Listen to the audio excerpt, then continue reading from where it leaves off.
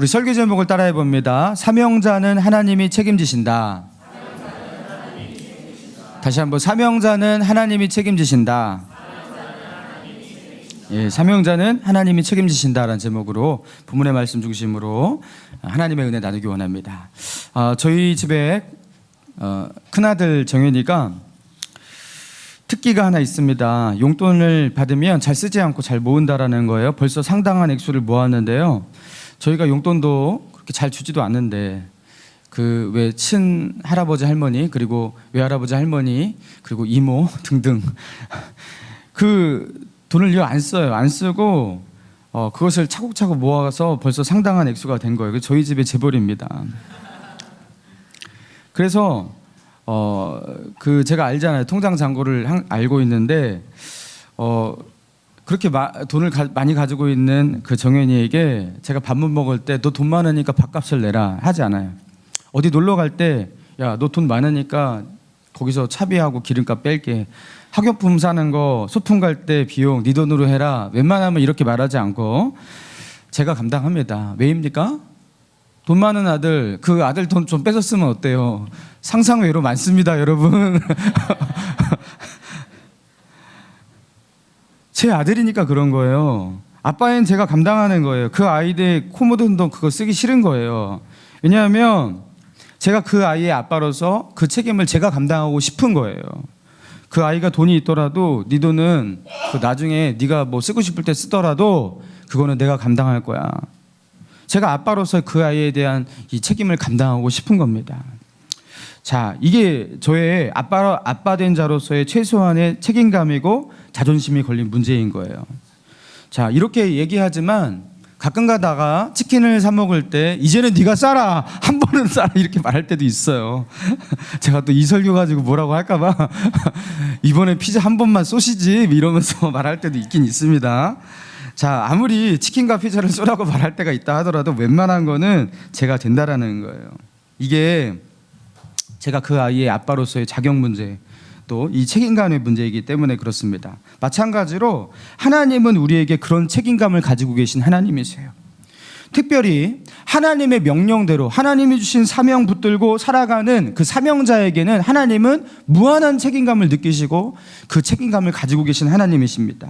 이 땅에서 나의 뜻을 이루기보다 하나님의 뜻을 이루기를 원하는 자들, 여러분 그들을 뭐라고 부릅니까? 사명자라고 하잖아요. 이 사명자에게는 하나님은 그런 마음을 가지고 계신 거예요. 내가 내 이름을 걸고 너를 책임지겠다. 그리고 내가 내 이름을 걸고 너를 책임지겠다라는 이 마음을 너가 알아줬으면 좋겠어. 그리고 사명자가 이 하나님의 이 마음을 알고 이 땅에서 비굴하지 않고 당당하게 살기를 원하시는 거예요. 여러분 그런 맥락에서 오늘 말씀을 보길 원합니다. 오늘 본문은 지난 시간에 이어서 예수님께서 12제자를 세우시고 그들을 사도로 세우셔서 마을과 성으로 그렇게 전도자로 파송을 하시는 장면이거든요. 근데 파송하시기 전에 그들에게 주의사항을 주시는 거예요. 자, 9절과 10절을 같이 한번 읽어볼까요? 9절 10절입니다. 시작.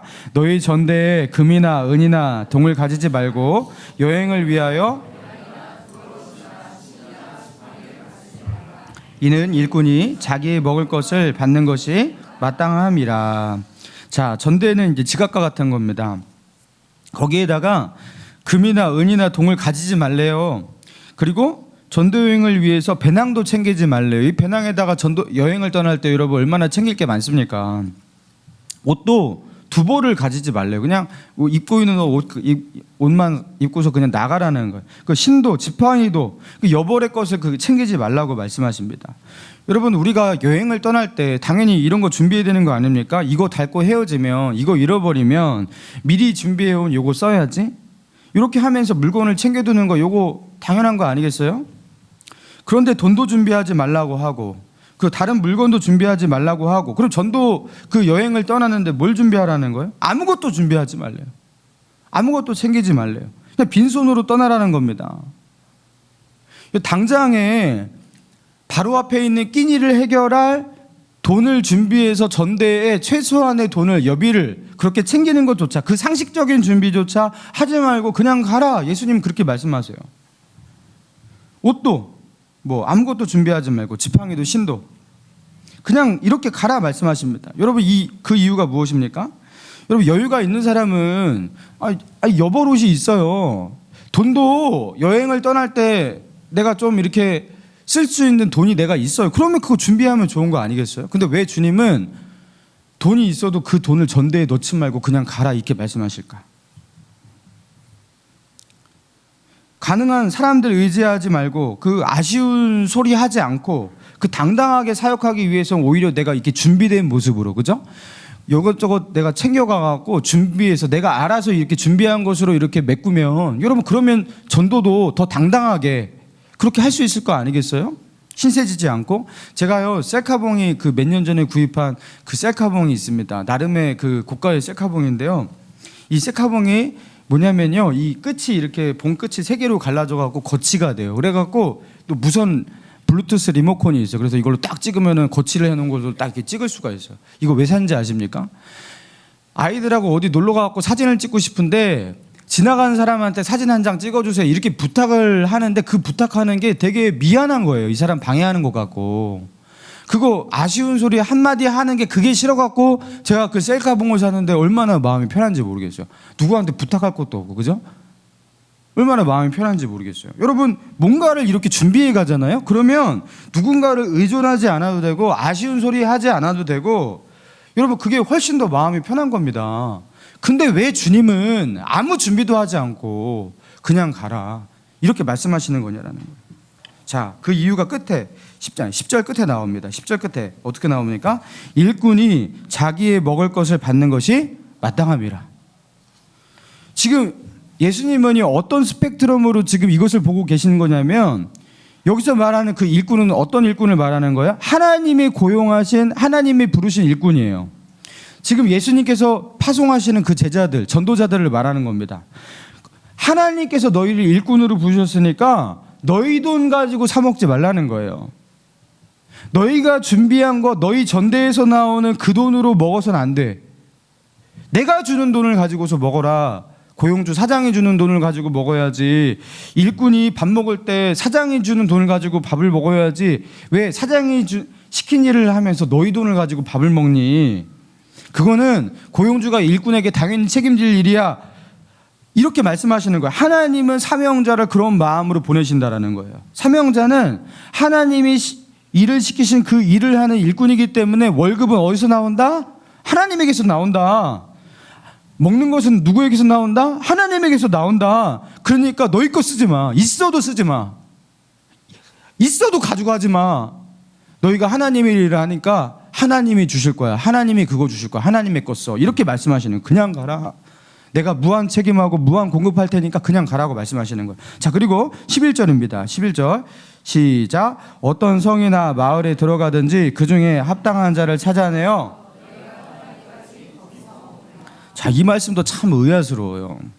어떤 성이나 마을에 들어가면 그 중에 합당한 자를 찾아내래요.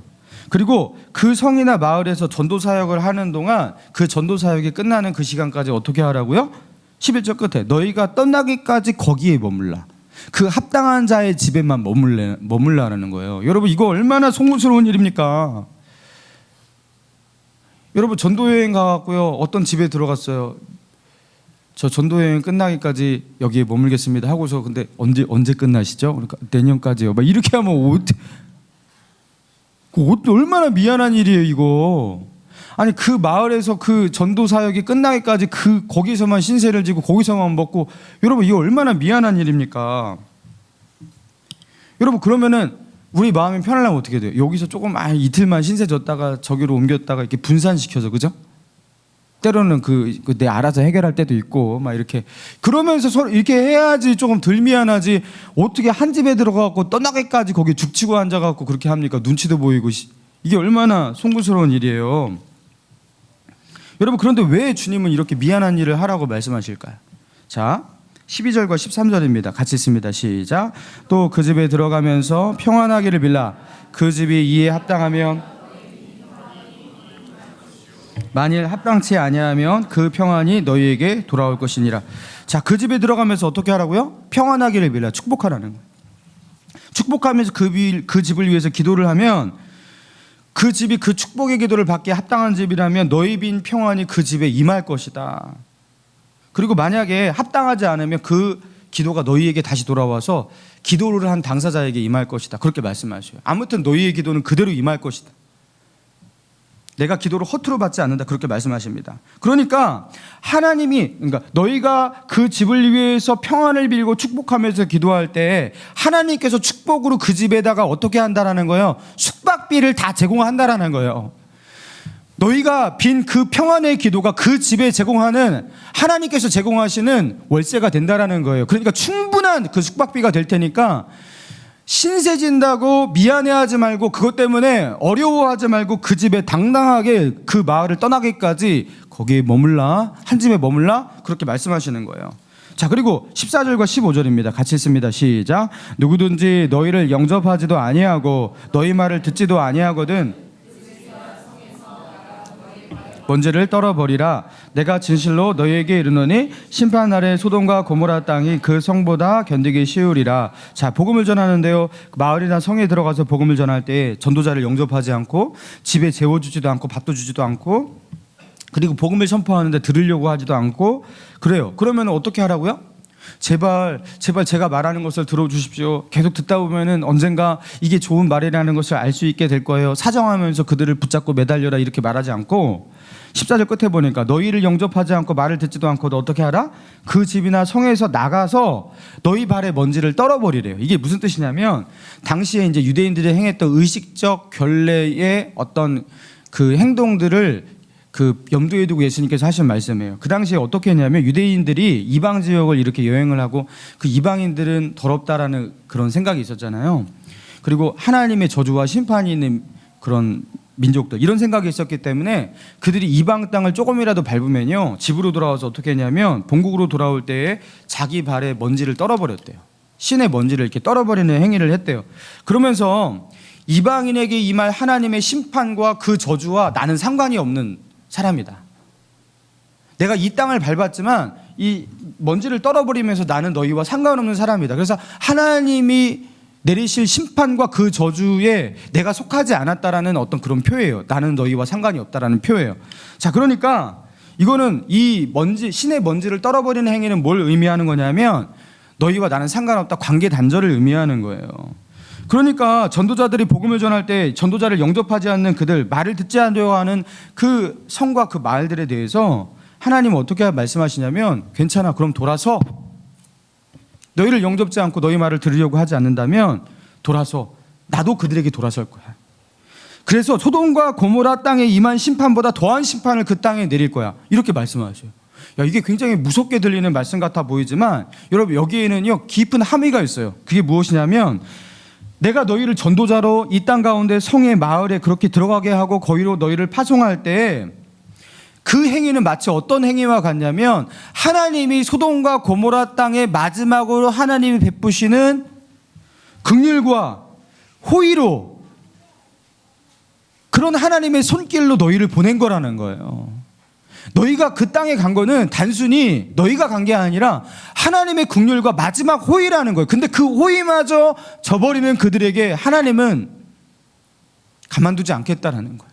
소돔과 고모라를 대하듯이 그 이상으로 그들을 심판하실 거라는 거예요. 그러니까 하나님은 어떻게 말씀하시는 거예요? 너희는 내가 보낸 대사다, 그러니까 당당하라, 그렇게 말씀하시는 거예요.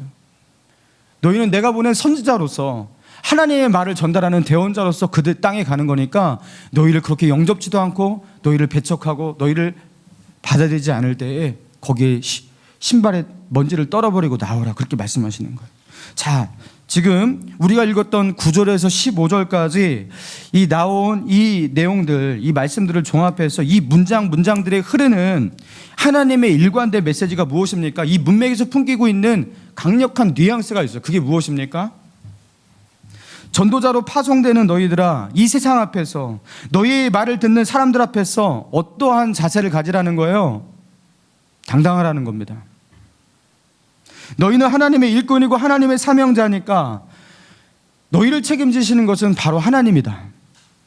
그래서 너희가 사명 감당할 때 너희가 아무리 돈이 있다고 하더라도 너희 돈 쓰지 마, 너희 돈 꺼내 쓰지 마. 그리고 누구에게 신세질 일이 있다고 그거 미안해하고 부끄러워하지 말고, 너희를 배척하는 사람이 있고 너희가 배척당하고 사람들이 너희 말을 듣지 않는다고 낙심하거나 좌절하지도 마. 하나님이 보내신 사명자는 어깨 피고 당당하라는 거예요. 하나님이 책임지시는, 하나님이 보내신 하나님의 사람들이니까 너희 그거 명심하고 나아가라. 너희를 향해서는 하나님의 무한한 책임과 공급이 있다. 그렇게 말씀하고 있는 겁니다.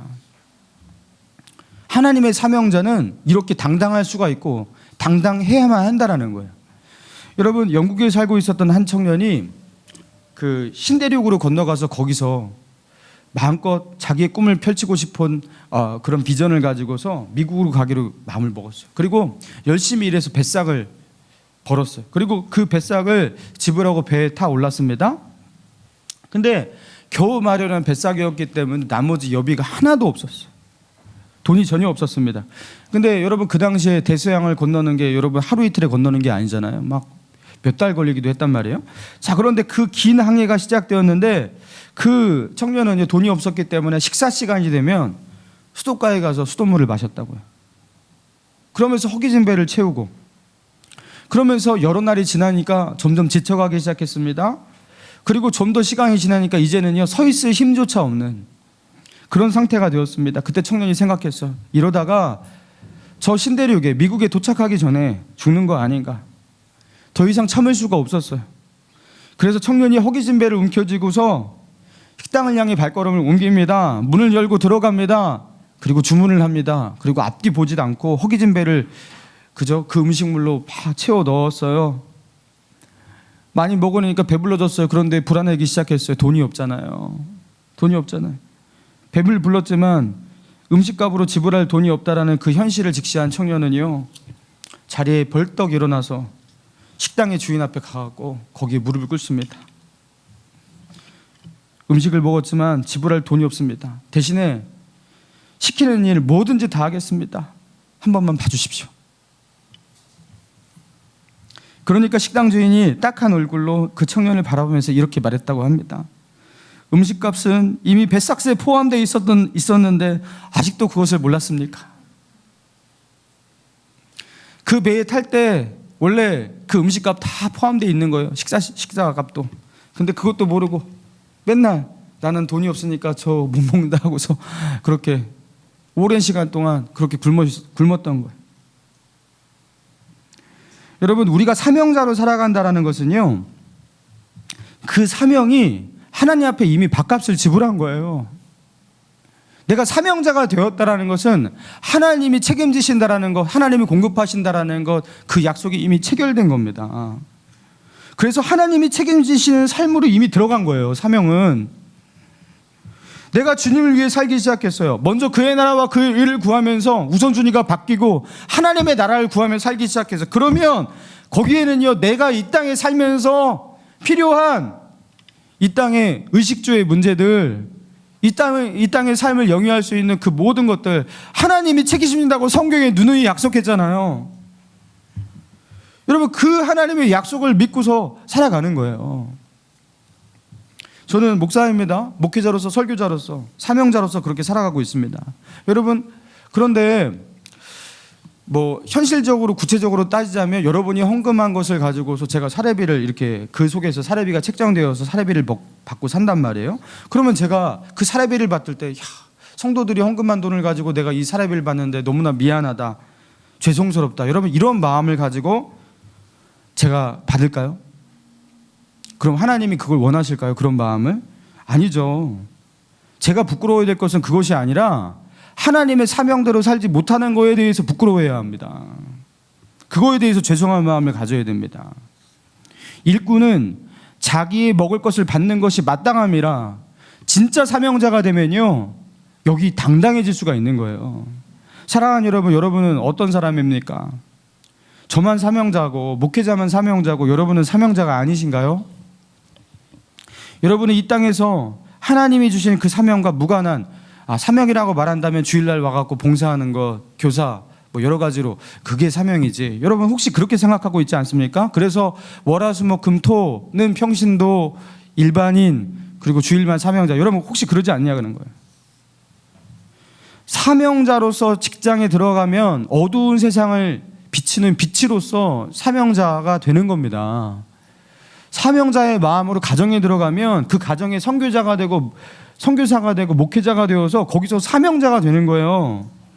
그리고 내가 나를 위해서가 아닌 나는 하나님의 뜻을 위해서 산다. 이 우선순위와 목적이 분명해지잖아요.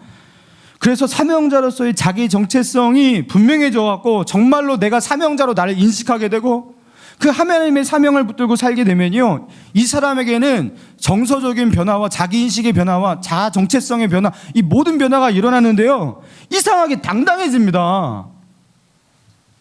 왜요? 하나님 보내셔서 하나님이 하라 하시는 일을 하는데, 그러면 하나님이 책임지셔야 되는 것 아닙니까? 여러분, 이렇게 말할 수 있는 당당함이 있는 거예요. 하나님이 책임진다고 약속하셨으니까. 내 하나님 여호와는 질투하는 하나님인즉 나를 미워하는 자의 죄는 갚되 아버지로부터 아들에게로 3, 4대까지 이르게 하거니와 나를 사랑하고 내 계명을 지키는 자에게는 1000대까지 은혜를 베푸느니라. 여러분, 이런 말씀이 있어요. 출애굽기 20장 5절 6절의 말씀이거든요. 여러분, 1000대까지 은혜를 베푸느니라. 3, 4대까지 저주를 베푼다. 여러분, 성경의 3이라는 숫자는요, 하늘의 숫자라고 말을 해요. 자, 그리고 4는 보통 땅의 숫자로 많이 표현이 됩니다. 그리고 3, 4대, 그리고 이제 1000대까지 은혜를 베푸느니라. 이 1000이라는 숫자는요, 성경에서 표현하는 가장 큰 숫자예요. 영원한 숫자. 제가 어렸을 때만 해도 그랬어요. 부자를 일컬을 때, 여러분, 부자를 어떻게 부르냐면 백만장자 이렇게 불렀어요. 그죠? 백만장자. 자, 그러면 오늘날의 이 백만장자 이 표현 씁니까? 절대 안 씁니다. 백만장자. 왠지 아세요? 100만 불을 가진 사람이 백만장자잖아요. 근데 100만 불, 우리나라 돈으로 환산하면 얼마인 줄 아세요? 제가 네이버로 두들겨 보니까 12억 몇천만 원, 12억. 그러니까 12억. 그 부자죠.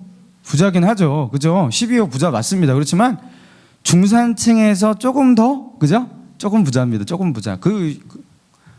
너무 제가 배불렀습니까? 저는 아무것도 없지만 아무튼 평균적으로 그렇게 보는 거예요. 부자긴 하죠. 그렇지만 그렇게 부자는 아니잖아요. 요새 12억 가졌다고 엄청난 부자는 아니잖아요. 근데 30년 전에는요, 100만 달러의 사나이, 100만 장자 그랬단 말이에요. 그러니까 그 당시와 지금이 이 화폐의 개념, 화폐의 숫자 개념이 많이 바뀐 거예요. 그 당시에는 이 100만 불 엄청난 거예요. 최고의 숫자예요, 100만 불이. 근데 지금은 100만이라는 숫자가 별로 아닌 숫자가 돼버린 거예요. 이렇게 여러분, 시대마다 숫자의 의미가 달라져요. 시대마다. 마치 이스라엘 사람에겐 1000이라는 숫자가 그러했던 거예요. 1000이라는 숫자는 영원한 숫자고 가장 큰 숫자예요. 그래서 나를 사랑하고 내 계명을 지키는 자에게는 1000대까지 은혜를 베풀리라. 여기서 1000대라는 것은 정확히 1000대까지, 1000대 끝났구나, 이제부터 저주다, 이게 아니에요. 1000대까지라는 것은 영원이라는 뜻입니다. 하나님이 표현할 수 있는, 우리가 알아들 수 있는 가장 큰 숫자, 그 영원한 숫자로 그렇게 표현한 거예요. 1000대까지. 영원히, 영원토록. 하나님을 사랑하고 하나님의 계명을 지키고 살아가려고 그렇게 발버둥 치는 사람에게 하나님이 주신 약속이 무엇이냐면, 그 은혜의 범위가 무엇이냐면, 너 하나만이 아니야. 너 잘 들어. 너의 후손에게, 그리고 너의 후손에 1000대, 만대 영원히 내가 너에게 축복할 거야. 여러분, 하나님의 책임 범위는요, 이렇게 하나님은 책임 범위를 확대시키면서 말씀하시는 거예요. 여러분, 그런데 나 하나 책임지실 것을 못 믿으면 되겠냐라는 거예요. 하나님을 경외하고 하나님을 사랑하고 그분의 뜻을 쫓아가는 그 자들에게 영원토록 은혜를 베푸시겠다고, 그의 후손에게까지도 영원토록 그렇게 영원한 의리를 지키시겠다고 말씀하신 그 하나님인데, 여러분, 내 인생 100년도 살지 못할 이 작은 인생, 하나님께서 책임지실 것을 못 믿고 당당하지 못한다면, 여러분, 이게 말이 되냐라는 거예요. 하나님을 믿어야 됩니다. 여러분, 죽으면 죽으리라는 책을 쓰신 일제강점기의 신사참배를 거부하면서 투옥을 당하고 결국에 8.15 때 해방이 되어서 풀려났던 안희숙 씨, 죽으면 죽으리라, 유명한 책이죠. 이분이 그 책에서 자기 어머니, 신앙의 어머니였거든요. 그 어머니에 대해서 이렇게 묘사를 했어요. 참 은혜스럽습니다. 조금 길지만 제가 읽어드릴게요. 나는 꿇어 앉아서 나 자신을 검토해 보았다. 믿음이 제일이요 믿음만 있으면 세상을 초월하는 평화와 기쁨과 승리를 차지하는 것을 나는 내 어머니에게서 보았다. 믿음이 없이 사는 세상 사람들이 그 얼마나 복잡스럽고 평안이 없고 파괴와 수치와 계속인 생활을 하는가를 나는 내 부친과 형제들에게 뚜렷이 보아왔다. 믿음으로만 살아온 내 어머니는 가난했고 고독했고 깨끗했고 조용했고 언제나 기쁘고 담력이 넘쳤으며 승리한 선수가 상을 타러 나가는 모습이 항상 그에게 깃들여 있었다. 그녀는 유달리 눈물이 많았지만 그 눈물은 슬프거나 아프거나 분노하거나 노한 후에 오는 파괴의 눈물은 한 번도 없었고 언제나 감사의 눈물이었고 기쁨의 눈물이었고 회개에서 우는 울음이었고 회개하고 복되게 해달라고 아버지와 그의 권속을 위해서 간구하는 눈물이었다. 그리고 그 눈물 뒤에는 언제나 확신의 승리와 위로가 그 얼굴에, 그 태도에, 그 음성에 반영되었다. 그러면서 자기 어머니같이 신앙적인 인물을 자기 인생에서 본 적이 없다고, 그 안희수 씨가 자기 어머니에 대한 그 존경을 그렇게 표현해요. 제가 여기서 이 표현 중에 가장 와닿는 표현이 이 부분이었어요. 믿음으로만 살아온 내 어머니는 가난했고 고독했고 깨끗했고 조용했고 언제나 기쁘고 담력이 넘쳤으며 승리한 선수가 상을 타러 나가는 모습이 항상 그에게 깃들여 있었다. 승리한 선수가 상을 타러 나가는 모습이 항상 그녀에게 깃들여 있었다. 가난하고 고독했지만 뭔가 어울리지 않는데 되게 어울리는 듯한, 가난하고 고독했지만 외로웠지만 가진 것이 없었지만 마치 승리한 선수가 상을 타러 나아가는 모습과 같이 그녀는 의기양양했고 당당했다라는 거예요. 여러분, 구한말의 조선의 한 여인, 가난하고 고독하고 아무도 예수 믿지 않는 그 집안 속에서 핍박을 견디면서 홀로 예수를 믿어오면서 자녀를 키우고 있는 이 가냘픈 여인에게 풍겨 나오는 모습이 어떠했다고요? 당당했다라는 거예요. 마치 상을 타러 나아가는 선수의 모습과 같이 그녀에게 당당하고 의기양양한 그 모습이 그녀의 모습 속에 그렇게 있었다라는 거예요. 사명자로 살아가니까요, 주님이 뜻하신 바대로 살아가니까요, 살아가는 삶의 동기와 이유와 목적이, 방향이 하나님께 향하고 있으니까요. 그러니까 이 사람에게는 어떤 역사가 일어나는 거예요? 사람들은 가난한 여인, 별 볼 일 없는 평범한 여인네 그렇게 말할지 모르겠지만 하나님의 사명자로 살아가는 이 사람 마음 안에는요, 세상이 아무리 생각해도 그 근거를 알 수 없는 당당함이 그 안에 있는 거예요. 그 단단함이 그 안에 있는 거예요. 사명자에게 이런 것이 있는 겁니다. 사랑하는 여러분, 오늘 하루를 시작할 때, 그리고 내일 하루를 또 다시 시작할 때 우리는 늘 우리에게 물어봐야 합니다. 너는 오늘 왜 살려고 하니? 무엇을 위해서 오늘을 살아야 하니? 거울을 보면서 자기 자신한테 물어보라는 거예요. 여러분, 그때 우리가 진심으로 이렇게 대답할 수 있어야 돼요. 나는 하나님을 위해서, 그분의 이름을 위해서 산다. 이것이 제 마음 가운데, 우리 마음 가운데 사무치는 고백이어야 돼요. 진심에. 그러면 이 사람은 사명자예요. 누가 뭐라 해도. 그런데 왜 그렇게 열심히 일하니? 물으면 밥 먹고 살려고 한다. 죽지 못해 산다. 솔직하게 진심으로 이런 고백이 나온다면 여러분, 우리가 사명자가 되지 못하는 거예요. 사랑하는 여러분, 나를 위해서 살아보십시오. 나를 위해서 살기 시작할 때 이상하게 삶에 힘이 없어져요. 그리고 점점 세상을 향해서 자신감이 없어집니다. 그러나 하나님을 위해서 살아보세요. 이상하게 생기가 들어옵니다. 당당해집니다. 문제는요, 삶의 방향과 목적과 동기에서 일어난 문제였어요. 거기에서 뭔가 잘못되었던 거예요. 사명자는 하나님이 책임지십니다. 사명자의 기도는 힘이 있고 담대합니다. 사랑하는 여러분, 하나님의 영광을 구하며 사명자로 살아갈 수 있는 저와 여러분 되기를 주님의 이름으로 축원합니다.